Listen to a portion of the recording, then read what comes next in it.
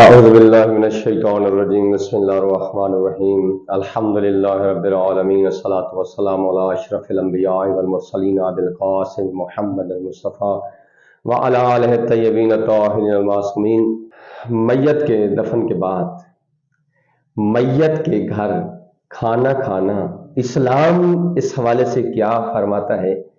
حضور کریم صلی اللہ علیہ وآلہ وسلم کی سنت کیا ہے؟ حضور کریم صلی اللہ علیہ وآلہ وسلم کے جو جانشین ہیں 12 امام، وہ اس متعلق کیا فرماتے ہیں؟ آپ کی خدمت میں جو ہے وہ انشاءاللہ اس ویڈیو میں عرض کرتے ہیں۔ امام جعفر صادق علیہ السلام ارشاد فرماتے ہیں، مصیبت زدگان کے گھر ان کے خرچ سے کھانا کھانا زمانے جاہلیت کی رسم ہے۔ اور سنت رسول اکرم صلی اللہ علیہ وسلم کیا ہے؟ میت والے گھر کھانا بھیجنا، یہ سنت پیغمبر صلی اللہ علیہ وآلہ وسلم ہے۔ جناب جعفر طیار علیہ السلام شہید ہوئے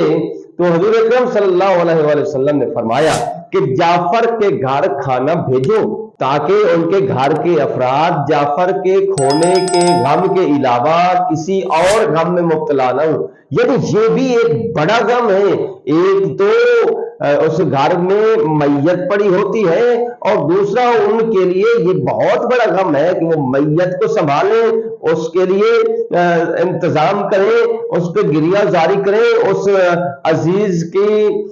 دوری کو برداشت کریں، یا اوپر سے آنے والوں کے لیے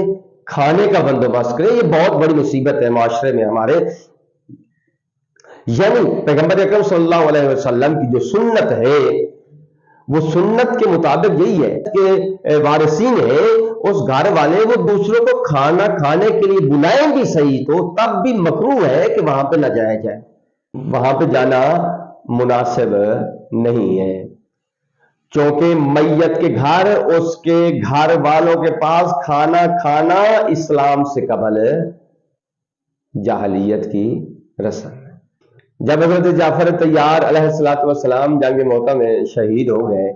تو حضور اکرم صلی اللہ علیہ وآلہ وسلم نے اپنی بیٹی فاطمہ الزہرا سلام اللہ علیہا سے فرمایا کہ جعفر کے گھر جاؤ اور ان کے اہل خانہ کے لیے کھانے کا بندوبست کرو۔ یعنی سنت پیغمبر یہ ہے، سنت رسول کریم صلی اللہ علیہ وسلم یہ ہے کہ میت والے گھر رشتہ دار ہیں، ہمسائے ہیں یا دیگر دوستان ہیں، وہ گھر ان کے گھر کھانا پہنچائیں، نہ کہ ان کے گھر کھانا کھائیں۔ عقلانی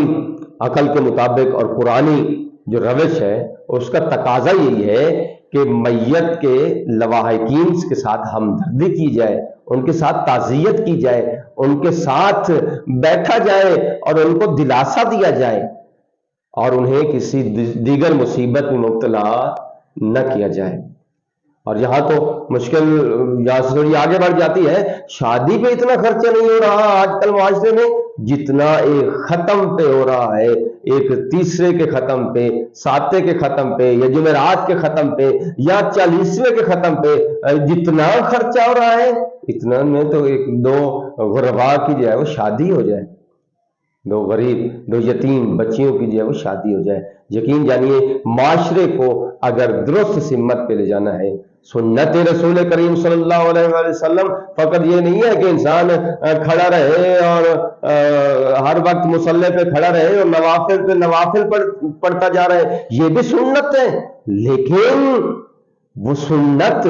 وہ بھی تو سنت ہے کہ میت کے گھر کھانا کھانا مکروہ ہے، وہاں پہ کھانا نہ کھایا جائے۔ پیغمبر اکرم صلی اللہ علیہ وسلم نے باقاعدہ حکم فرمایا جناب جعفر طیار علیہ السلام کی شہادت پر، جناب فاطمہ الزہرا سلام اللہ علیہا باقاعدہ حکم فرمایا کہ جاؤ اور جعفر کے گھر ان کے اہل خانہ کے لیے کھانے کا بندوبست کرو۔ یعنی جہاں جہاں جتنی رسمیں بڑھتی جا رہی ہیں اتنے اخراجات بڑھتے جا رہے ہیں، اور ہر انسان کوشش کرتا ہے کہ میں ایسا جو ہے وہ کروں کہ لوگ میری جو ہے وہ تعریف کریں، ماشاءاللہ فلاں کا جو ہے وہ باپ فوت ہوا ہے اور اس نے 40ویں پہ ماشاءاللہ اتنی دیگیں اتار دی، ساتویں کے ختم پہ، جمعرات کے ختم پہ یا تیسرے کے ختم پہ ماشاءاللہ اتنا خرچ کر دیا۔ نہ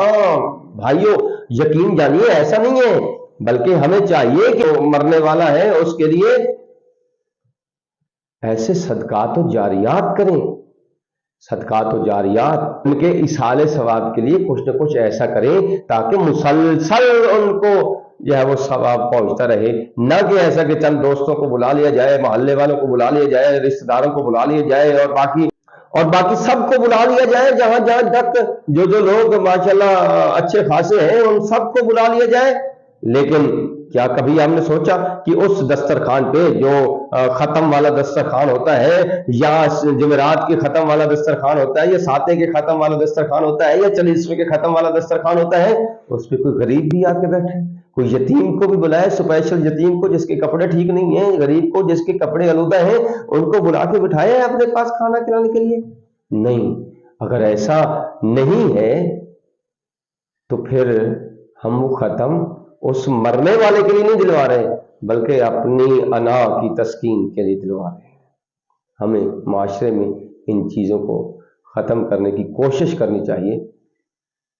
انشاءاللہ خداوند متعال ہمیں عمل کرنے کی توفیق عطا فرمائے گا۔ انسان اگر کوشش کرے تو بہت کچھ ہو سکتا ہے، ایک بندہ نہیں، اگر چند احباب مل جائیں اور کوشش کرے تو انشاءاللہ یہ چیزیں ختم ہو سکتی ہیں۔ ختم ہونا چاہیے، مرنے والے کے لیے، اس کے اصال ثواب کے لیے ختم ہو، چاہے وہ ساتے کا ہے، چاہے وہ تیسرے کا ہے، چاہے وہ 40ویں کا ہے، چاہے وہ 6 کا ہے، چاہے وہ سال کا ہے، ختم دلوائیں، لیکن اس کو سادہ کریں، ایسا ختم دلوائیں کہ اس کو ثواب پہنچے، ایسا ختم نہ دلوائیں کہ وہ اسراف میں آ جائے، فضول خرچی میں آ جائے، شاید اس سامان سے کسی غریب کے بچے کا جو پیٹ پل سکتا تھا، کسی یتیم کی شادی ہو سکتی تھی، کسی یتیم کے لیے کپڑے مہیا کیے جا سکتے تھے، کسی غریب و فقیر و نادار کے لیے کچھ نہ کچھ دیا جا سکتا تھا، کوئی چند لمحے اس کی زندگی میں سکون آ سکتا تھا۔ ایسا کر سکتے ہیں، کوشش کریں، خداوند متعال عمل کرنے کی توفیق عطا فرمائے۔